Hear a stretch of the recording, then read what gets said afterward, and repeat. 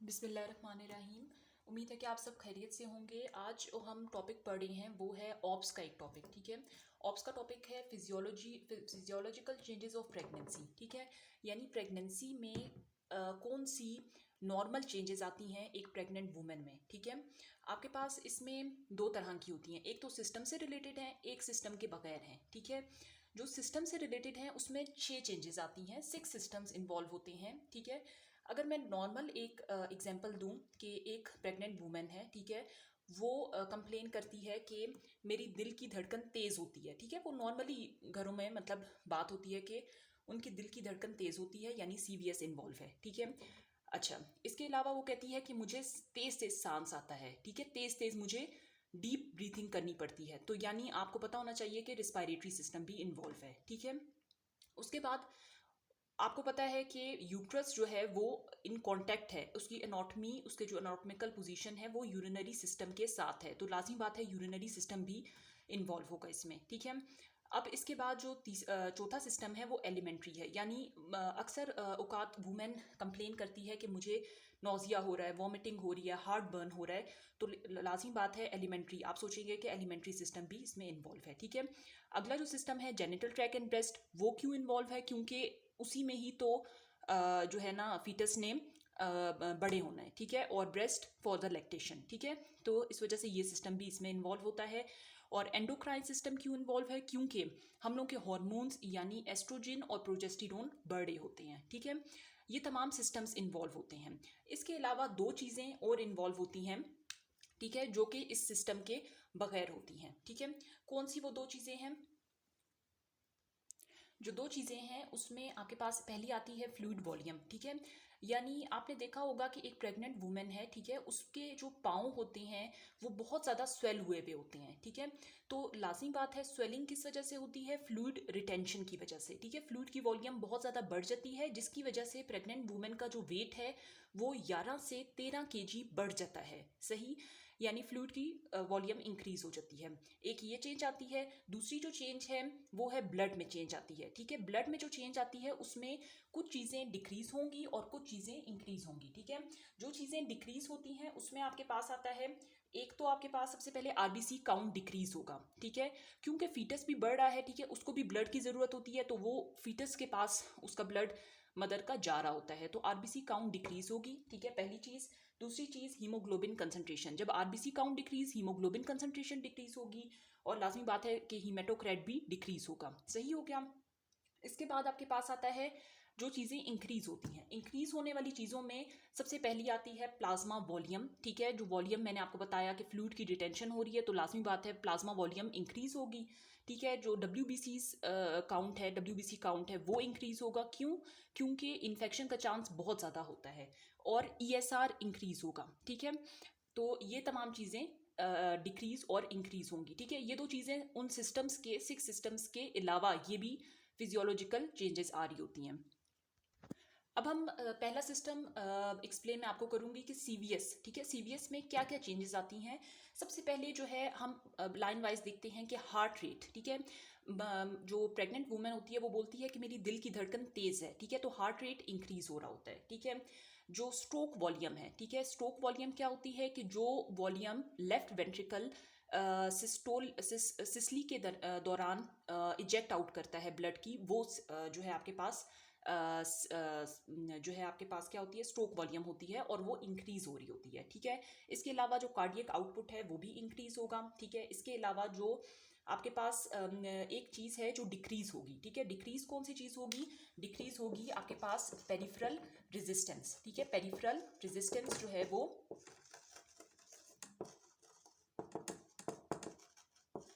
Decrease होगी, ठीक है। पेरिफेरल रेजिस्टेंस डिक्रीज हुई, जिसकी वजह से जो आर्टीरियल प्रेशर है वो भी डिक्रीज होगा, ठीक है। इस पेरिफेरल रेजिस्टेंस के डिक्रीज होने से एक सिंड्रोम होता है, उसको हम कहते हैं पोस्टरल हाइपोटेंशन सिंड्रोम, ठीक है।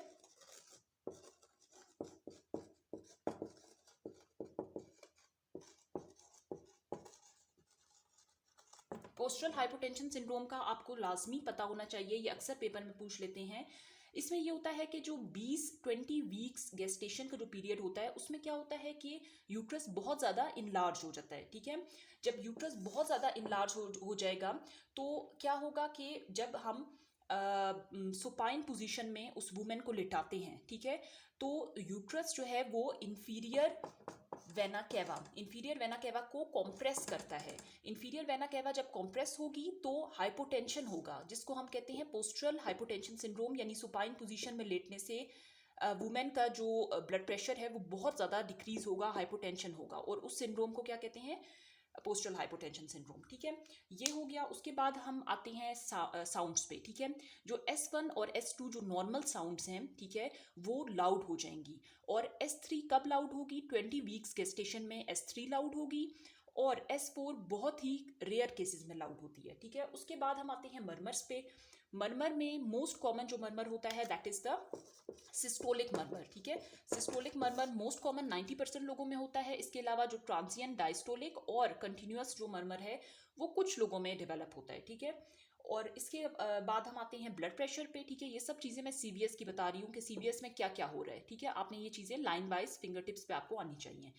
बीपी का मैं बताती हूँ कि बीपी जो है ब्लड प्रेशर, वो हमने वैसे ही पढ़ लिया है कि हाइपोटेंशन तो हो रही थी ना, तो बीपी जो है आपके पास डिक्रीज होगा मिड प्रेगनेंसी में, ठीक है। मिड में आपके पास बीपी डिक्रीज होगा, ठीक है। लेकिन एट द टर्म यानी कंप्लीट प्रेगनेंसी में जब ख़त्म हो जाएगी, होने वाली होगी प्रेगनेंसी, तब बीपी बिल्कुल नॉर्मल पे आ जाएगा, ठीक है। तो ये बात होती है, नॉर्मल पे आ जाएगा। उसके बाद हम एक चीज़ है इसमें बहुत इंपॉर्टेंट कि जब सुपाइन पोजीशन में हम किसी वुमेन को, प्रेग्नेंट वुमेन को लेटाते हैं, तो उसका जो बीपी होता है वो लोएस्ट होता है at that time supine position में, ठीक है। और जब हम उसको सीटेड करते हैं, बिठाते हैं, तो उसका बीपी हाईएस्ट होता है, ठीक है। ये बात आपको पता होनी चाहिए। अच्छा, नेक्स्ट जो सिस्टम है that is the respiratory system, ठीक है। रिस्पायरेटरी सिस्टम की जो बात है, फर्स्ट ऑफ ऑल जो ब्रीथिंग होती है, मैंने पहले भी बोला है कि वो बहुत ज़्यादा डीप ब्रीथिंग करती है, ठीक है। तो ब्रीथिंग जो है ना वो डायफ्रेगमेटिक होती है। आपको ये बात पता होनी चाहिए कि जो नॉर्मल ब्रीथिंग है वो कोस्टल और डायफ्रेगमेटिक दोनों होती है। कोस्टल हम इंटरकोस्टल मसल से करते हैं और वो शैलो ब्रीथिंग होती है, ठीक है। जो हम डायफ्रेगमेटिक ब्रीथिंग करते हैं वो डीप ब्रीथिंग होती है, वो हम डायफ्रेगमेटिक मसल्स को यूज़ करते हैं। तो जो नॉर्मल पर्सन है उसमें दोनों होती हैं, ठीक है, इंटरकोस्टल ब्रीथिंग एंड डायफ्रेगमेटिक। लेकिन जो प्रेग्नेंट वुमेन है उसमें सिर्फ डायफ्रेगमेटिक ब्रीथिंग होगी, ठीक है, डायफ्रेगमेटिक ब्रीथिंग होगी, ठीक है। पहली बात हो गई। उसके बाद आता है tidal volume. Tidal volume increase होगी। टाइडल वॉल्यूम क्या होता है, जो हम एयर इन और आउट, ठीक है, जो total volume of air in and out होगी वो भी इंक्रीज होगी, ठीक है। रिस्पायरेटरी में सारी पॉजिटिव चेंजेस आ रही हैं, ठीक है, यानी बेहतर चेंजेस आ रही हैं, सही है।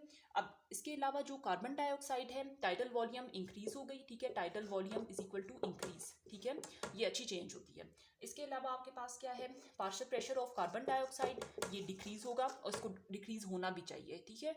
ये अगर इंक्रीज हुआ तो फिर एबनॉर्मेलिटी की तरफ है, क्योंकि हम फिजियोलॉजिकल चेंजेस पढ़ रहे हैं, तो ये फिजियोलॉजिकल चेंज है, ठीक है। पार्शियल प्रेशर ऑफ ऑक्सीजन जो है दैट विल इंक्रीज, ठीक है, ये इंक्रीज होना चाहिए। O2 अवेलेबिलिटी इंक्रीज होगी टू द टिश्यूज, ठीक है। इसके अलावा एक बात होती है कि पीएच मोस्ट जो है ना मोस्टली वो अनचेंज होता है, वो नॉर्मल रहता है, स्टेबल रहता है, ठीक है। तो यहाँ पे मैं लिख देती हूँ कि पीएच जो है वो स्टेबल है, ठीक है। ओके, नेक्स्ट आता है यूरिनरी, ठीक है। यूरिनरी में अगर मैं आपको बात बताऊं कि यूरिनरी सिस्टम में आपके पास सारी चीज़ें डायलेट होंगी, बड़ी होंगी, इनलार्ज होंगी, ठीक है। जैसे कि किडनीज इंक्रीज इन साइज, ठीक है, यूरिटर्स भी डायलेट होंगे, ठीक है, रीनल पेल्विस भी बड़ा होगा, इनलार्ज होगा। तो इस वजह से क्या होगा, सब चीज़ें जब ओपन हो रही हैं तो जो यूरिनरी ट्रैक्ट इन्फेक्शन है थ्रू द यूरिथ्रा वो इंक्रीज हो जाएगा, ठीक है। यूटीआईज का चांस बहुत बढ़ जाता है, ठीक हो गया, यूटीआई बढ़ जाएंगे। इसके अलावा अगर हम बात करें कि किडनी को ब्लड फ्लो इंक्रीज होगा, जीएफआर भी इंक्रीज होगा, क्यों, क्योंकि उसने ज़्यादा काम करना है, इस वजह से ब्लड फ्लो भी इंक्रीज हो रहा है, ठीक है। अब जो नेक्स्ट सिस्टम है जीआईटी और एलिमेंट्री ट्रैक्ट, ठीक है। इसमें क्या होगा, आपके पास सबसे पहले मैंने बताया कि heart burn most common symptom होता है, ठीक है, हार्ट बर्न होगा। इसके अलावा जो स्मॉल बाउल है उसकी मोटिलिटी डिक्रीज होगी, ठीक है। इसके अलावा लार्ज बाउल की भी मोटिलिटी डिक्रीज होगी, ठीक है। सब जो पेरिस्टालसिस वगैरह है वो डिक्रीज हो जाएगी। लेकिन इसमें एक मोस्ट कॉमन चीज़ है जो कि आयरन, ठीक है, आयरन की जो एब्जॉर्प्शन है इन द स्मॉल इंटेस्टाइन वो इंक्रीज होगी, ठीक है। क्यों इंक्रीज होगी? क्योंकि आयरन की नीड बहुत ज़्यादा है, ठीक है। जीआईटी, इस वजह से जीआईटी में आयरन की जो एब्जॉर्प्शन है वो इंक्रीज हो रही है। लेकिन और जो लार्ज इंटेस्टाइन है उसकी जो मोटिलिटी डिक्रीज होगी, तो उसकी वजह से क्या होगा? कॉन्स्टिपेशन का सिम्टम होगा, ठीक है। इसके बाद हम आते हैं जेनिटल ट्रैक्ट में। जेनिटल ट्रैक्ट में सबसे पहली चीज़ यूट्रस आता है, ठीक है। यूट्रस इनलार्ज होगा। यूट्रस के इनलार्ज होने से हाइपरट्रॉफी, नंबर 1 मैं लिख देती हूँ यूट्रस।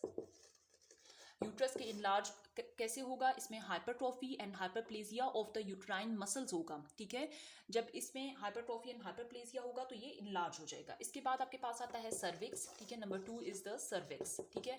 सर्विक्स आपके पास बहुत ज़्यादा सॉफ्ट हो जाएगा, ठीक है। इसके अलावा स्वलन होगा, फूला हुआ होगा और ब्लूइश इन कलर होगा, क्योंकि उसकी ब्लड सप्लाई बहुत ज़्यादा इंक्रीज हो गई है, ठीक है। Then number 3 is the vagina. Number 3 is the vagina, ठीक है। वेजाइना में क्या चेंजेस आएंगी कि वेजाइना जो है बहुत ही ज़्यादा वास्कुलर हो जाएगी, ठीक है। इसके अलावा बहुत ज़्यादा थिक हो जाएगी, ठीक है। वेजाइना में ये चेंजेस आएंगी। Then number 4 is the breast. Breast में क्या आएगा कि जो लेक्टिफेरस डक्ट्स हैं, ठीक है, और एल्व्यूलाई हैं वो इंक्रीज हो जाएंगे नंबर में, ठीक है। और इसके अलावा जो है ना, लैक्टेशन प्रेगनेंसी के दौरान नहीं होती। क्यों नहीं होती? क्योंकि हमारी बॉडी में एस्ट्रोजन बहुत ज़्यादा इंक्रीज होता है, ठीक है। तो वो क्या करता है? एस्ट्रोजन की इंक्रीज अमाउंट प्रोलैक्टिन को नहीं मतलब एक्शन अपना करने देती, वो प्रोलैक्टिन को इनहिबिट करती है। हालांकि प्रोलैक्टिन बहुत ज़्यादा रिलीज हो रहा होता है पिट्यूटरी से, लेकिन एस्ट्रोजन की इंक्रीज अमाउंट प्रोलैक्टिन को नहीं एक्शन करने देती। इस वजह से प्रेगनेंसी के दौरान लैक्टेशन नहीं होती। प्रेगनेंसी जैसी खत्म होती है, लैक्टेशन स्टार्ट हो जाती है, ठीक है। इसके अलावा आपके पास ये होता है, नेक्स्ट जो सिस्टम आएगा वो है that is endocrine. Endocrine system में सबसे पहले हम करते हैं पिट्यूटरी की बात, ठीक है। पिट्यूटरी जो है आपके पास इंक्रीज होगा साइज में, ठीक है। पिट्यूटरी ग्लैंड इंक्रीज होगा साइज में और प्रोलैक्टिन का लेवल भी इंक्रीज करेगा, ठीक है। अच्छा, पिट्यूटरी से एक बात आपने याद रखनी है, ठीक है, कि पिट्यूटरी से एक सिंड्रोम होता है जो कि पोस्टपार्टम यानी डिलीवरी के बाद होता है, that is known as the Sheehan syndrome, ठीक है। Sheehan syndrome, SHE, Sheehan syndrome, ठीक है। शिहान सिंड्रोम होता है।